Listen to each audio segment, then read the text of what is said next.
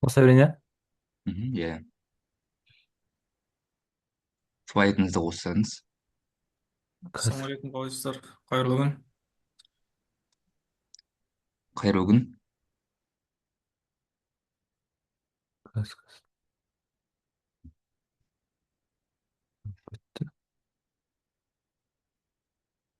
Қазір 2 минут.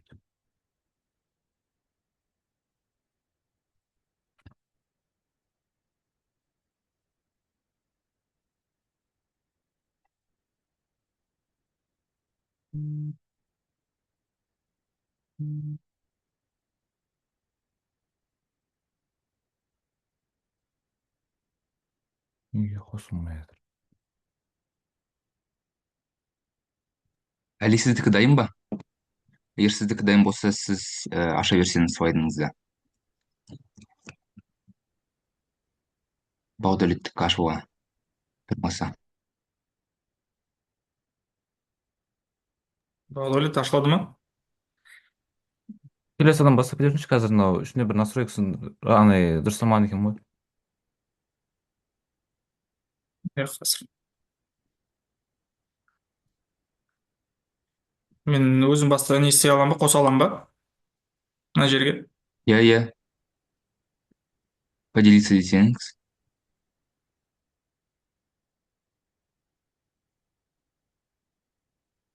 Көрінді.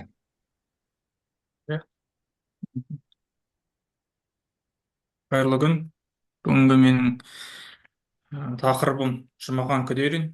Жұмахан Күдерин алаш қозғалысының белсенді қайраткері, ағартушы, энциклопедист, ғалым, географ, этнограф, биолог, агроном және аудармашы. Ол азаттық қозғалысына қатысып, қазақ ғылымы мен ағарту ісінің дамуына зор үлес қосты. Қазақтың жалпы қазір айта кетсек, жалпы Жұмахан Күдерин ол кешіресіздер.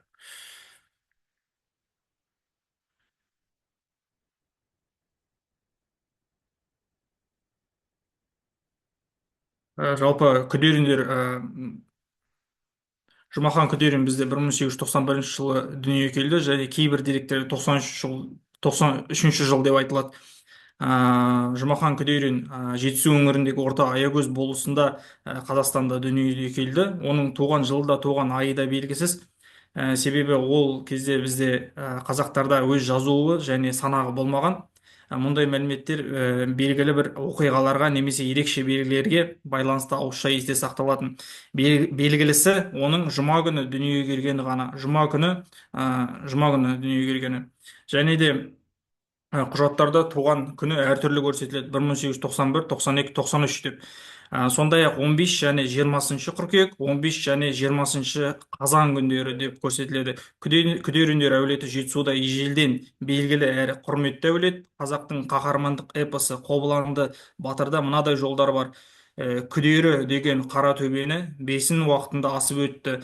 Яғни бұл жерде Күдері Жұмаханның арғы атасының атымен аталған жер атауы. Бесін түстен кейінгі уақыт. Әрі қарай хронология ретінде қарасақ, 1891 дүниеге келді. 1901 немесе 1903 кейбір деректерде сұрапыл жұрттың кесірінен отбасы түгелдей кедейленіп қалады. Отбасының барлық мүшелері, соның ішінде 10 жасар Жұмахан да тұрмысы тәуір көршілерге жалданып жұмыс істеуге мәжбүр болады. 1910-11 жылдары қазіргі Аягөз маңындағы Сергеополь қаласындағы 9 жылдық мұсылман мектебін бітіріп, кейін сол мектепте өзі ұстаздық ете бастады. Яғни Мамания мектебі мұсылман. 1912-14 жылдары Жұмахан Күдерин 1912 жылы осы мектептің соңғы сыныбында оқып, 14 жылға дейін сонда мұғалім болып қызмет атқарады. Сонымен қатар мектеп ғимаратының құрылысына жетекшілік етеді. 14-17 жылдары, яғни 14 жыл ол орыс тілінде оқытылатын Көксу ауылдық шаруашылығы мектебінде, Қапал ауыл шаруашылық мектебі деп те айтылады. Сол жерде ол білім алады. 1917 жылы оқуын аяқтаған соң мал шаруашылығы маманы, яғни агротехник, веттехник мамандығы бойынша үздік бітіріп шығады. Аттестат алып, Лепсі уезіне жұмысқа жіберілді. Сол жерде оны революция кезеңі қарсы алады. 1917-18 жылдары шамасында Жанбазарова Бибісараға үйленіп, әйелімен бірге Үшарал ауылы маңындағы Сайхан жерінде тұрды. Қазіргі еңбекші колхозы орналасқан өңір. 18-ші жылы Жетісу облыстық Алашорда бөлімшесінің төрағасы Тынышпайдың ұсынысы бойынша Жұмахан Күдерин Лепсі уезінің комиссары болып тағайындалып, ең өзекті жер мәселелеріне ерекше көңіл бөлді. Атап айтқанда, қоныс аудару басқармасы да тартып алынған жерлерді қазақтарға қайтару ісімен айналысты. 18 жылдың маусым айында Жетісудағы Лепсі және Қапал уездерін адмирал Колчактың Ақ гвардия әскері басып алды. Яғни сол басып алған кезінде Мұхамеджан Тынышпаевпен бірге сол Колчакпен сөйлесуге барады, яғни переговоры. 1918 жылы большевиктер партиясы қатарына өтеді.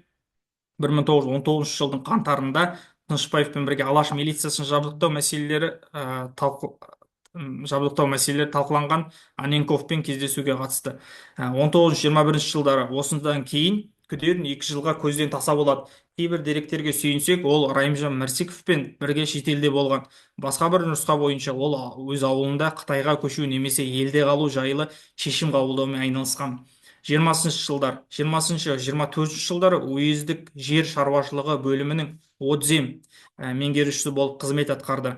Ол 20 жылы большевиктер қатарынан шықты. Бір деректерде ол өзі шықты, кейбір деректерде оны механически шығарып тастады деген деректер бар. 21-22 жылдардағы жер-су реформасына белсене араласты.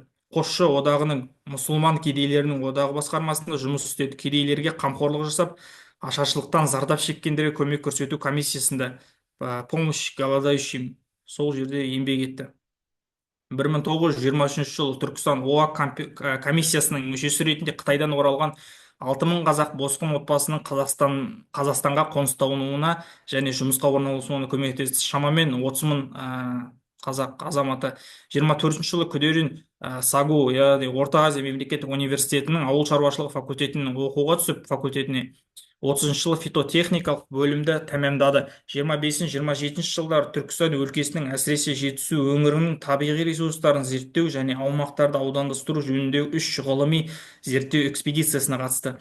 30 жылы ол бір үйлі бір модалы қарасора, яғни конопля, солың жаңа түрін шығарды. Ол кезде қарасора талшықпен май алу үшін кеңінен өсірілетін. 30 жылы 10 ақпанда орталық Қазақстандағы Атақонысындағы қыстауында Жұмаханның әкесі Маусымбай Күдерин және олардың әулетіндегі барлық ер адамдар ОГПУ органдары тарапынан тұтқындалды. Одан кейін 6 айдан кейін 1 қыркүйекте САГУ-дың агростанциясында Қапланбек ауылында Жұмахан Маусымбайұлы Күдерин де тұтқындалады. Әрі қарай осы Воронежде 1934 жылы Жұмахан Күдерин екінші әйелімен, яғни Насонова Татьяна Георгиевна 34 жылы танысады. Олар бір-бірін жақсы көріп отбасы құрады. Үлкен ұлы Фердоуси 34 жылы дүниеге келіп, 35 жылы дизентериядан қайтыс болады. 35 жылы Воронежде Күдериндер 35 жылдың соңына дейін тұрды. Сүргіннен босатылған соң 35 жылы Алматыға оралды. 36 жыл екінші ұлы Сырым, орысша Сарым деп айтылады. 36 жылғы 5 желтоқсанда Сталин конституциясы қабылданған күні дүниеге келді. Ал ол кезде әкесі ол небәрі 6 айлық болғанда тұтқындалды. 36 жылы Күдерин қойларды тығыз төлдету әдісін ұсынды. Бұл мақала орыс тілде жарық көрді және оның соңғы еңбектерінің бірі болды. 1936 жылы Казфанмен келісім шартқа отырып, академиялық сөздікке деп А қарпінен басталатын жануарлар мен өсімдіктердің алғашқы сөзінің латын, орыс және қазақ тілдеріндегі баламаларын тапсырған. 36 жылы ғылыми есеп жазды. Бірақ көп ұзамай сотталған адам ретінде жұмыстан босатылды. 37 жылы Жұмахан Күдерин НКВД органдары тарапынан екінші рет тұтқындалды. 37 жылы ол Каучиканос тресіне агроном болып жұмысқа орналасты. Сол Каучиканос тресінен НКВД органдары тұтқындады. 6 наурыз күні 38 жылы жаңағыдай постановление шығады. 7 наурыз күні 38 жылы Жұмахан Күдерин атылады. 38 жылғы 16 наурызда ұлы 1 жаста 9 ай болғанда, қызы 2 айлық кезінде, ал Жұмахан атып өлтірілгеніне 9 күн өткенде Татьяна Георгиевна тұтқындауға келді. Тараз қаласына жіберілген. яғни бұл 1925 жылы Сагу университетінде түсірілген Жұмахан Күдериннің суреті. Бұл жерде мен Күдерендер әулетінің шежіресін шығаруға тырыстым. Яғни Жұмахан Күдерин ол Найман руынан тарайды, арғы жағы Барлыбай. Және де олардың жанұясында үш ағайынды болған екен: Ағыбай, Бұғыбай, Маусымбай. Ағыбайдан Барлықан, Берікқан, Күлліғайша деген балдар тарайды. Бұғыбайдан Төкен, Дәметкен, Тоқсанбай, Нұрғаймал. Маусымбайдан Жұмаханның әкесінен оның екі әйелі болған, яғни Айсы мен Ая. Айсыдан Жүніс, Жұмақан, Төлеубек. Аядан Хасен, Қуандық, Мариям тарайды. Жұмақаннан Фердоуси, Лариса, Сырым тарайды. Әрі қарай бізде бұл интернетте жоқ сурет деп айтуға болады. Жұмахан Күдериннің жұмыс үстінде істелген суреті 1926 жылы Ташкент қаласында. Біріншісі суреті ол жаңағыдай скриншотты алған сурет. Екіншісі өнделген, жасанды интеллектпен өнделген сурет. Әрі қарай бұл бізде Жұмахан Күдериннің еңбектері. Еңбектерін біз, яғни еңбектерін атап өтсек, Ыстықкөл тамырымен тырысқақты емдеу 1921 жылы, бұл кезде тырысқақ індеті кең таралған. Екіншісі Орта Азиядағы жылан түрлері 25 жылы, жыландарды қолға үйрету және оларды көзбен гипноз жасауы 25-26 жылдары, итсегек улы өсімдігі және басқа да өсімдіктер, майлы дақылдардың түрлері және техникалық дақыл ретіндегі барсянка, бәрін оқымай ақ қояйын. Қой мен оның жүні, кенаф, кендір, және де Иә, ол кішкене уақыт жағынан сіз қорытындылай берсеңіз. Қазір болды. бір минут. Бір минут. Назерке Бағдәулет мына жерде қатысып отырған. Нұргүл, Сендерғалидің жасап жатқан баяндамасы ұнап жатыр ма? Иә. Өте тыңғылықты дайындалған. Егер қарсылықтарың болмаса, Әли осыны толық айтып түсіндіре берсе. Өйткені кейін сендерге де осы нәрсе пайдалы болады, білесіңдер әрі. Сондықтан Әли қазір Еркебұлан қатыспайды, бүгін белгілі себептерге байланысты. Сондықтан регламентті бұза тұрамыз. Әли, Жақсы. сөйлей бер. Яғни өсімдіктер тіршілігі, қой және жүн, кенаф, кендір Қазақстандағы жабайы өсімдік, кеңдір Қазақстанның мал шаруашылығы, ауыл шаруашылығы өсімдіктерінің зиянкестері мен ауруларына қарсы күрес, техникалық дақылдар энциклопедиясы, қант қызылшасы, қойларды тығыз төлдету орыс тілінде 36 жылы жарық көрген. Ол қазақ тіліне мынандай да еңбектер аударған. Яғни Покровскийдің әмбебап өсімдік соясы, Поспеловтың арам шөптерге қарсы ұжымдық күресі, Крилдің ауыл шаруашылығы машиналары 35 жылы, Фроловтың менің жануарлармен кездесулерім 37 жылы, Күдериннің этнография саласындағы еңбектері де болған. Қытайдағы босқындардың өмірі 20 жылы, халық әдебиеті жинағы, қазақтардың шежірелік материалдары, сол кездегі журналдарда оның лирикалық және сатирикалық өлеңдері де жарияланып тұрды. Яғни Сәкен Сейфуллин оның өзінің Көкшетау поэмасында Жұмахан Күдеринді Қазақстанның алғашқы 17 пролетар жазушысы мен ақынының қатарына қосқан. Жаңағы Сәбит Мұқанов, Ғабит, Құсайын, Мүсәпір соның қасында Жұмахан Күдерин атамыздың аты болған екен. Оның көріп отырғанымыздай осы таблицада 52-ден астам еңбегі болған. Кейбір еңбектер қолжазба ретінде тәркіленіп жарыққа шықпай қалған. Әрі қарай бұл суретте интернетте жоқ сурет, бұл суреттер кітаптан алынған.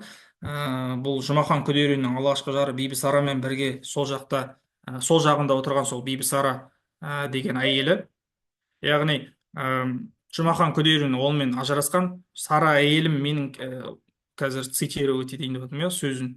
Сара әйелім менен кетіп бара жатқанда ол алып кетуге болатын бәрін алып кеткен. Мен оны шектемедім. Bir жағынан оның ашкөздігін байқауға қызығушылық таныттым. Ал екінші жағынан бәрі тезірек аяқталған қалатын.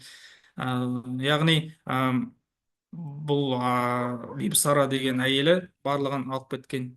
Бұл екеуінің арасында балалар болмаған деген деректер бар. Ар жағынан бұл өнделген сурет Жұмахан Күдериннің. Және 1930 жылы 10 ақпан күні Маусымбай тұтқынға алынады. Маусымбай және де Төлеубек әкесі мен бауырлары тұратын 6 үйден 6 жертөле барлық мал мүлкі тәркіленеді. 21 жылқы, 3 түйе, 100 қой, 3 сауын сиыр, 2 бұзау, 4 тана, алдымен 40 пұт, кейін 200 пұт бидай салығы салынды. Барынан айырылған отбасы бұл ауыр салықты төлей алмады. Жалпы қарыз 385 рубльге жетті. Осының салдарынан Жұмаханның әкесі 55 жастағы Маусымбай Күдерин қоғамға жат элемент деп таңылып, үштік шешімімен 5 жылға лагерге айдалды. Айыптау бабы 58-ші бап контрреволюциялық әрекет. Жұмаханның бауырлары Жүнісбек пен Төлеубек, сондай-ақ екі туысы ауыл басшысының көрсетуімен банының белсендері мүшелері ретінде айыпталып Қытайға қашуға мәжбүр болды. Олар Синьцзянға дейін жеткен. Әрі қарай 1 қыркүйек күні бірнеше айдан кейін Жұмахан Күдерин негізсіз тұтқындалуының тағы бір себебі, яғни оны 1 қыркүйек күні тұтқындайды. Кеңестік билік алашордашыларға жиі қолданған саяси айыптаулардың бірі. Мұндай айыптар Халел Ғаббасов, Жақып Аппаев сияқты зиялыларға да тағылған. Бұл ауыл шаруашылық саясатына қарсы қылмыс деп сипатталып, мынадай мазмұнға ие болды. Ұжымдастыру мен тәркілеуге қарсы шығуға үндеді, жаппай мал союды ұйымдастырды, қарулы жасақтар құрды, кеңес билігі белгіленген салықтарды төлемеуге үгіттеді, ауыл шаруашылық техникасын жоюға кеңес берді. Бұл Жұмахан Күдерин номер 2370, яғни Мұхамеджан Тынышпаев группасы деп 30 адамдай тұтқынға НКВД-мен алынған екен. Бұл бізде протокол допросы Күдерина 8 октябрь 30 жыл. Бұл жерде бірнеше сұрақтар қойылған, яғни Тынышпаевты сіз танисыз ба, Ақпаев, Бұралқиевтер танисыз ба деген сияқты осы жерде бәрі жазылып тұр. Әрі қарай постановление ПП ОГПУ, яғни олар ешқандай себеп таба алмаған соң 30 январь күні 31 жылы жаңағыдай допросты созу үшін 1 апрель 31 жылға дейін созу үшін заявление арыз жазады ОГПУ. Әрі қарай бізде Күдерин себепсіз отырған үшін өзі арыз жазады, яғни 7 ай бойы мен бос отырмын, мен 13 жыл бойы советский власть, яғни советский власть кезінде жұмыс істедім, мені босатуыңызды сұраймын деген сияқты. Одан кейін 10 май күні 33 жылы ПП ОГПУ-дың тарапынан оған отказ келеді, яғни әрі қарай бізде ПП ОГПУ оны 1 июнь 32 жылы екі жаққа жіберіледі, яғни Қара Жерорта облысы, екіншісі жаңағыдай тағы екінші жаққа жіберіледі, ұмытып қалып тұрмын. Бұл жерде Жұмахан Күдериннің денсаулығы бойынша удостоверение, бұл жерде бізде Жұмахан Күдерин Воронеж қаласында хронический ревматизм, миопатия сердца, грудная жаба деген аурулары болған, туберкулез. Әрі қарай бізде оны курортқа Кисловодскқа жіберген. Әрі қарай бізде 28 февраль 58 жылы оларды ақталады, яғни Тынышпаевтың группасы ақталады. Бұл жерде бізде справка о прекращении дела Күдерина. Жұмахан 1956 жылы, 90 жылы 2 мәрте ақталады, ал әкесі Маусымбай мен інісі Төлеубек тек 90 жылы ғана ісінде қылмыстық белгісі жоқ деп ақталады. Маусымбай ол кезде Қарқаралы жақтағы түрмеге жіберіліп жатқанда, сол жолда этаппен ауыстырылып жатқанда қайтыс болады. Оның денесі табылмаған. Тағы да бізде Күдерин Мағжан Жұмабаевпен дос болған айтылады. Мағжан Жұмабаевтың бұл суреті 20 ғасырда көрнекті лирик ақын Карелиядағы жер аударуда 1932 жылы. Жұмахан Күдерин тұтқындалғаннан кейін Мағжан Жұмабаев досының шаңырағына жиі келіп тұратын. Баласымен ойнап, өзінің басына түскен тауқыметімен алдағы өлім қаупін, қасіретті сезімін Күдерин Насоновымен бөлісетін. Оны қатты сыйлап, ерекше сенетін, іштей тыным таппай аласұратында жүретін. Анамның айтуынша, яғни Лариса айтып отыр бұл жерде, ол сырыммен ойнап отыр, оның көздеріне қарап, сен біздің орнымызды басуың керек дейді екен жиі. Ал анама, сендер Жұмахан екеуің бақыттысыңдар, арттарыңда ұрпақ қалады, ал менің артымда із қалдырмай қу бас болып өтетін болдым дейді екен. Өкінішпен Мағжан Жұмабайдың ұлы Сейдахмет Зылиха оның Сайдашқа дейтін. Мағжан Майгубада жүріп қайтыс болады. Сөйтіп Күдерина өзі ақтауға тырысады Мағжан Жұмабаев атамызды, бірақ оған ол документтерді бермейді, себебі ол оның туыстық қарым қатынас болмаған соң сөйтіп Күдерені Мағжан Жұмабаевтың әйелін тауып алады, Злиханы. Сөйтіп Мағжан Жұмабаев атамыз ақталады 60-шы жылы. Әрі қарай бұл дерек, ал Бөкейханов еш уақытта ұлттық идеядан табан аударып кеткен емес. Бір ғана мысал келтірейін.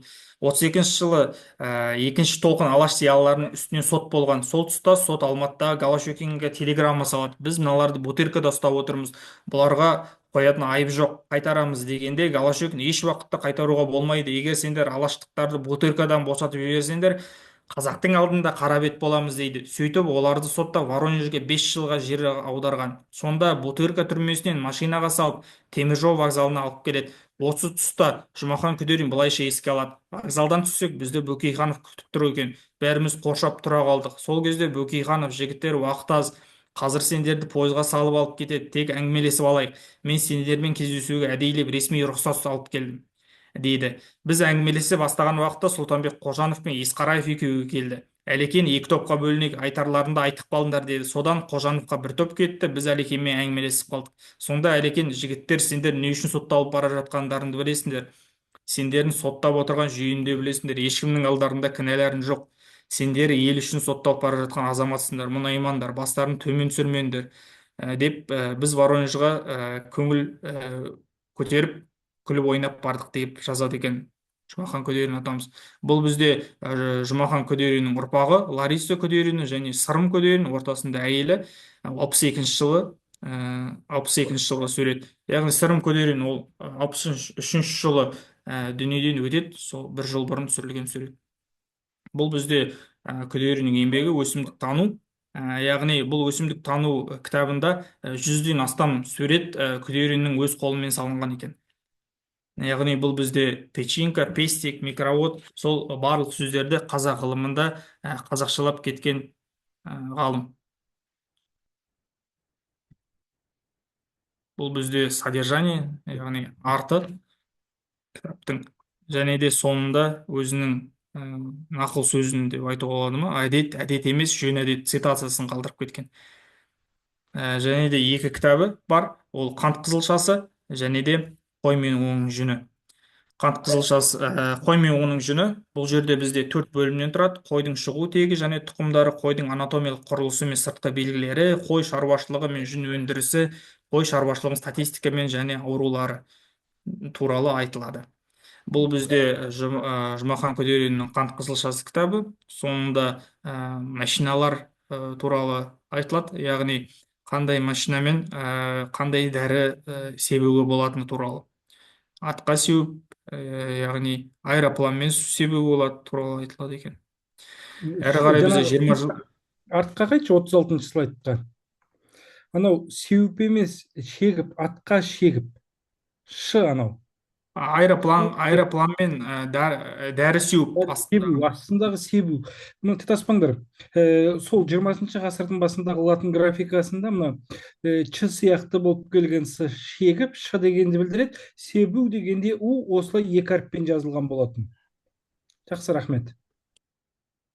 Және де айтып кетесің, бұл бір-екі сөз, ол микроскоп терминінің асылшыны, микроспоруй деген сөз, аталықшан, аталық, аналық деген сөздерді қазақ ғылымына енгіздіріп кеткен.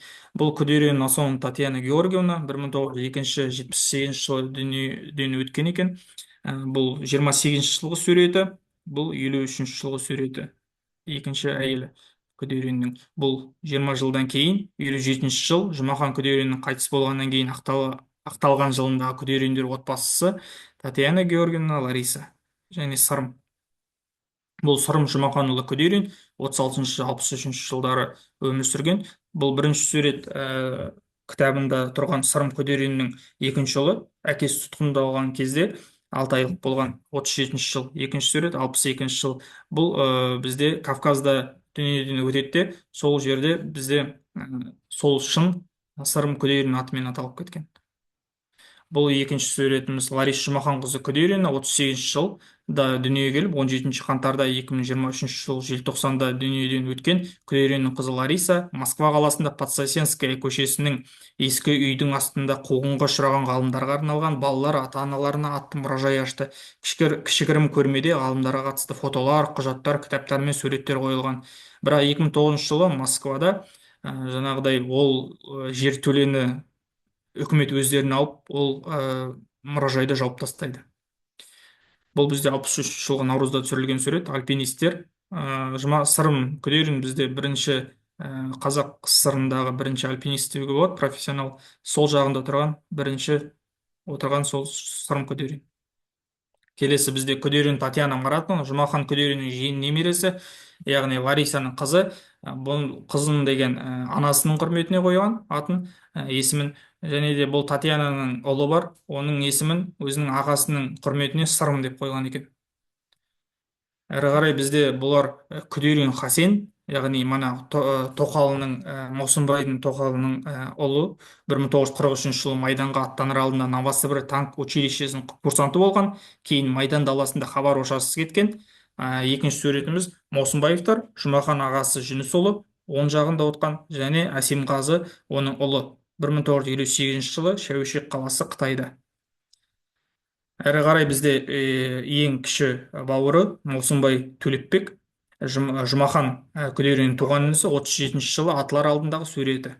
КГБ тергеу ісінен алынған фотосурет. Әрі қарай бізде САГУ студенттері мен оқытушылары, Ташкент қаласы, 23 жыл. Бұл жерде өңделген сурет бар. Осы жерден қарауға болады. Ортасында отқан Мұстафа Шоқай, Халел Досмұхамедұлы, Мағжан Жұмабаев, үстінде Мұхтар Әуезов, Темірбек Жүргенов.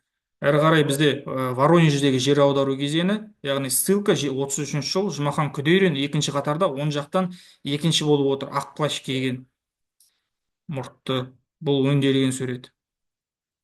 Әрі қарай бізде немере әпкелі сіңілі Лариса Күдерин, Жұмаханның қызы, мен Кәмел Тұрдыбаева, Жүністің қызы, екі бауырдың қыздары, 1980 жылдар. Әрі қарай бізде бұл Күдериндер отбасы, 1935 жыл, Алматы қаласы, солдан оңға қарай Татьяна Насонова, ортасында тұрған Жұмахан Күдерин, әрі қарай тұрған Марина Ивановна Насонова, және Күдерин Фердоуси тұңғыш жылы отырған, ол 1934 жылы дүниеге келіп, 35 жылы дизентериядан қайтыс болады.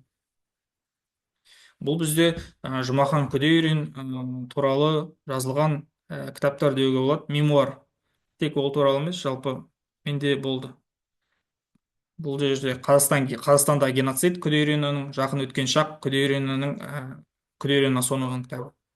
Тамаша. Керемет.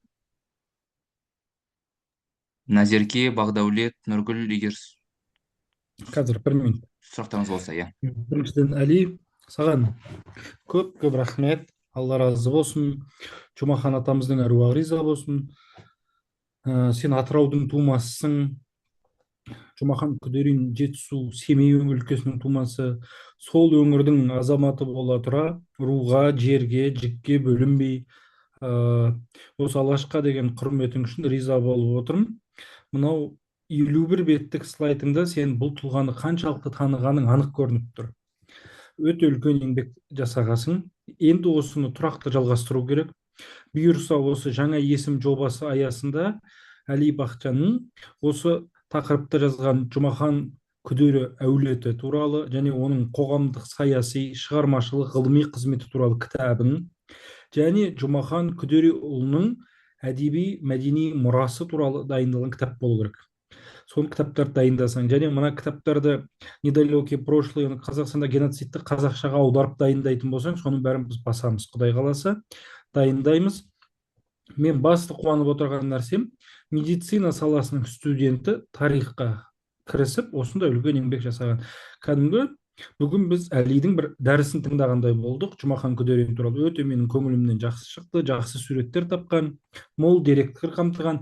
Тек қана Жұмаханның өзі емес, Жұмаханның атасы туралы, оның бауырлары туралы, оның бауырларының балалары мен өзінің балаларының кездесуі туралы өте жақсы ізденіс жасаған, және сонымен қатар суреттерді өңдеп дайындауы көңілімнен шықты.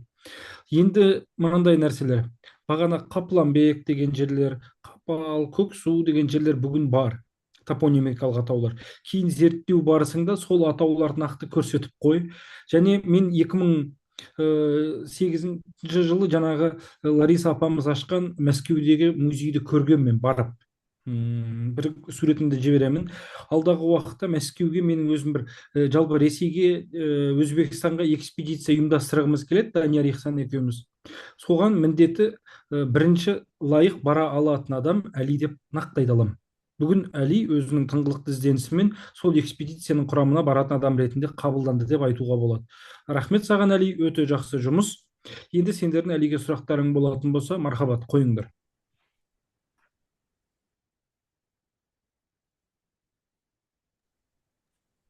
Назерке.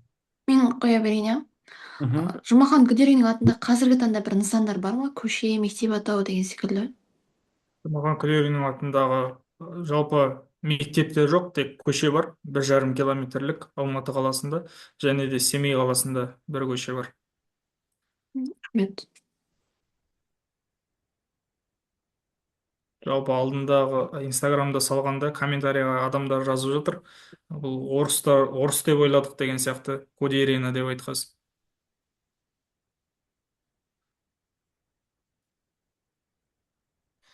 Жұмахан Күдеріұлы деп жазуымыз керек.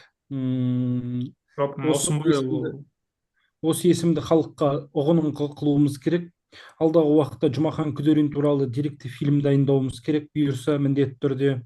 Мен Ақтөбе телеарнасына, Атыраудағы телеарналарда таныстарыма шығып көрейін. Сен осы жинаған материалдардың негізінде деректі фильмдер жасайтын болсаң бұйырса, сұхбаттар бер, видео форматта сұхбаттар ұйымдастырайық.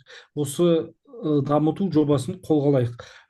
Назерке екеуің немесе кездесіп, бүгінгі айтқан нәрсеңнен қысқа нұсқа Жұмахан Күдерин кім деген тақырыпта бір рилс дайындасаң, жақсылап тұрып, соны біз мысалға сториске салып қоятын едік. Сөйтіп біз халыққа насихаттаймыз. Және екінші бір үлкен саған тапсырма, Жұмахан Күдериннің атында мектеп неге жоқ деген тақырыпта мақала жазуың керек. Жұмахан кім болғаны, және биыл 1926 жылы Жұмаханның еңбектеріне 100 жыл екен жазған кітаптарына, ғылыми кітаптарына.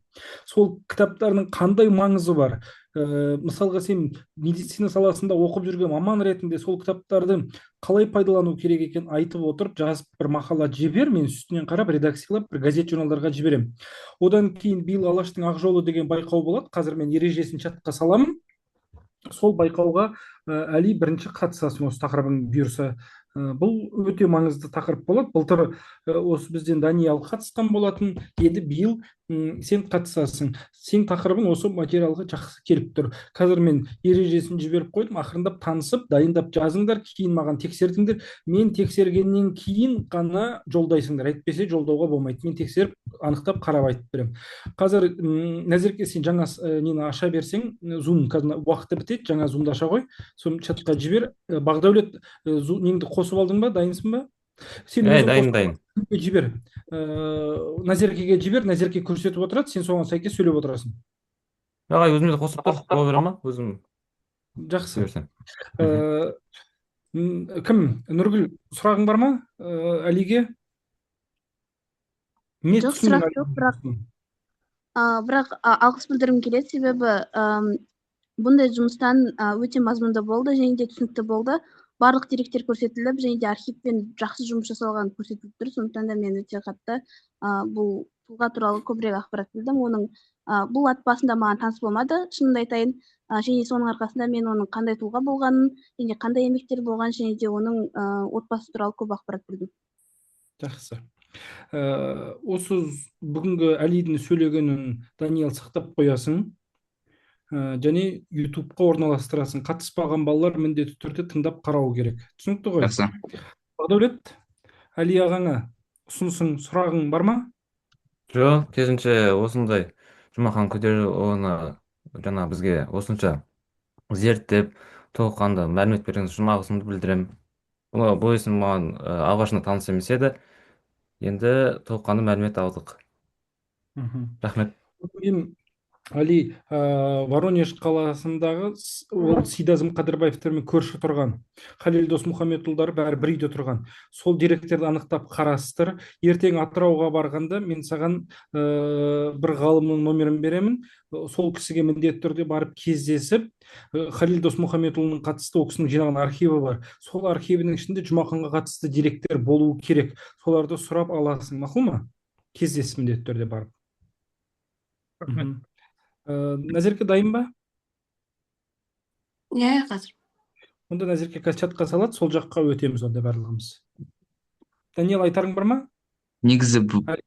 бағдәулет ашса дұрыс болар еді, себебі кажется Назеркенің зумында запись істелінбейтін сияқты қазір. Бағдәулет жібере салады сілтемесін. Сондай ма, Назерке? Мен планшетпен отыр едім ғой, Иә, ноутбукта дыбыспен проблема бар.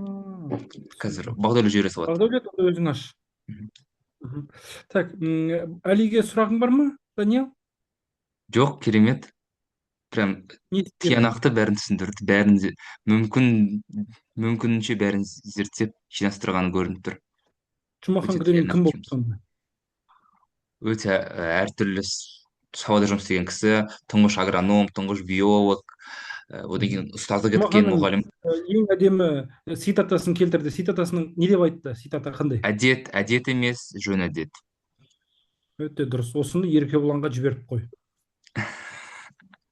Жақсы үлгі алатын не екен? Кәдімгі мотивированный цитата екен. Жақсы, келесі слайдқа қосылайық онда. Онда мына шығайық, иә? Түсіністер.